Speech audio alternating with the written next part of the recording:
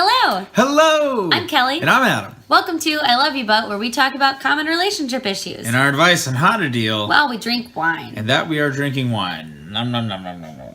And tonight we are continuing the conversation on the 5 love languages. With number 3? Yes, number 3, receiving gifts. Buy me things, I'll buy you things. That's how we know we love each other, is because we get each other the most expensive things. Most sentimental things. I mean, gift giving is A tricky one.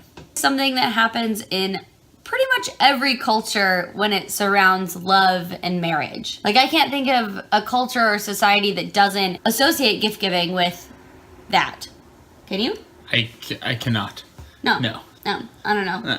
You have guests giving you gifts At parties? at parties and weddings and such. You give each other gifts for anniversaries? Yeah. Give each other gifts for holidays? Back in the day, you had a dowry, you know. What? You had a dowry. What? What is a dowry? What is a dowry? A dowry. You had to buy your wife. So you had to pay the wife's family for the woman. Why am I just learning about this? I had no idea. Where were you in any of your history classes? Not talking about dowries. Goodness, we have a lot of work to do after this. So you might be thinking, like, why are gifts so important? Like, that sounds really materialistic. Super selfish. It's not really, if you think about it. Gifts are a visual representation of your love for the other person. Mm-hmm. And that's just how they best receive love. They need like little tokens and things. And it's not the cost of the gift or even like the initial thought that goes into it. Really what makes it so valuable is that moment of interaction where you give them the gift and then it's like the energy's there and you give them a thing and they receive the thing and it's like, whoa, spladow, and everything's all amazing. Whoa. And that's That's the a value in technical it. term, spladow. Spladow. Yeah. And then you have that, and then they forever can look at that gift, that thoughtful item that you made for them or got for them, and they can remember that moment and how much love they felt in that moment. I mean, it doesn't need to be a forever gift. You know, you could have the gift of bringing home pizza. Which is the best gift of all. Right? So it could be any kind of gift like that. It can be something that you purchase, yeah, or it can be something that you make or something that you find. Not weird things. I mean, like, you could pick a flower from a garden and give it to someone, or if you find a feather and that has something to do with your relationship, I don't know. Hey, I found this on the street. Thought of you.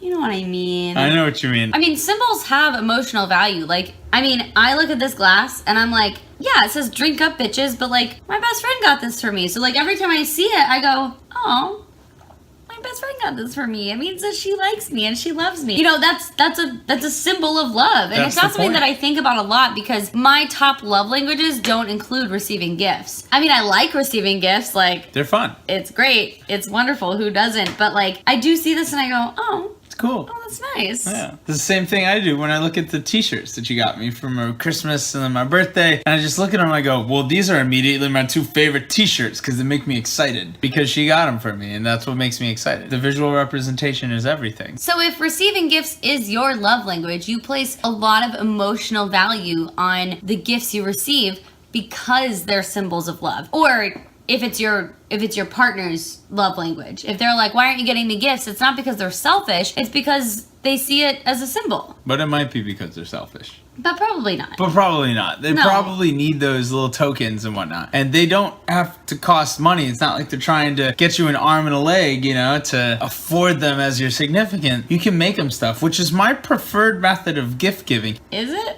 What did I make you for Valentine's Day?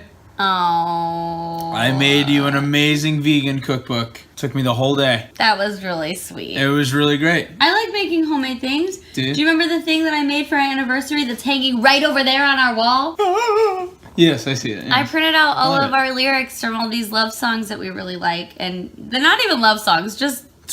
songs that we really like. Just relevant lyrics. And I printed them and I put them on a scrapbook piece of paper that had music notes and staff on it, whatever. And Framed it and now it's up on the wall and it's great. And I Yeah. love it. It makes you smile. But then sometimes we get monetary gifts. So, I mean, although gift giving isn't one of our primary or secondary love languages, we still like receiving gifts. And the whole like making things or buying things, the truth is if your partner speaks the language and you're not 100% on board with the language at first, you're gonna have to become an effective gift giver to keep them around. It's just how it is. You may have to change your attitude about money. Right. You don't have to spend $50 or $100 or $500 on every gift that you get. I only accept $1,000 gifts. He does, and it's real difficult because he only gets a gift every 6 years. 6 years. Still waiting on that first one. Yeah. You can also give your gift of time. And I know that sounds really confusing because it is not the same thing as quality time. It's an interesting one to me. So if you're going through a hard time, it can really mean a lot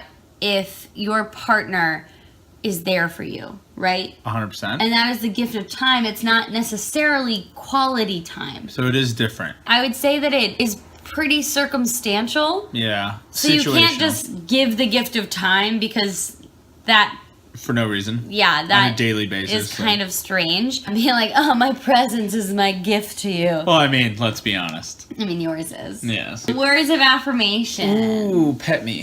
Pet me. I did. Like Adam was saying, to be an effective gift giver, you might have to change your thoughts about money. So, one, your gifts don't always have to cost money. And two, sometimes your gifts will cost money. And two, get over it. Afford the gift every once in a while. Yeah, because it is more important to invest in your partner's happiness because then you're investing in your happiness as a couple and your happiness together. Yeah. So you might not save $15 that week. Oh well. That's just life. Jinx, you want me a soda? No, I said jinx first. And we've all heard the phrase that at the heart of love is the spirit of giving. So it doesn't necessarily have to be the giving of gifts. It can be giving your words of affirmation or giving your quality time or whatever, but giving nonetheless. And sometimes giving is a physical object that you give to your partner. And, oh, well, now I'm just double fisting. Hey, you're welcome. Am I giving you a gift back? Yeah. You have the gift of my time, my presence. The fuck? Give me my glass back. No! Give me my glass. No. I will drink out of the bottle. Do not think I won't. You're a barbarian. I am a Here.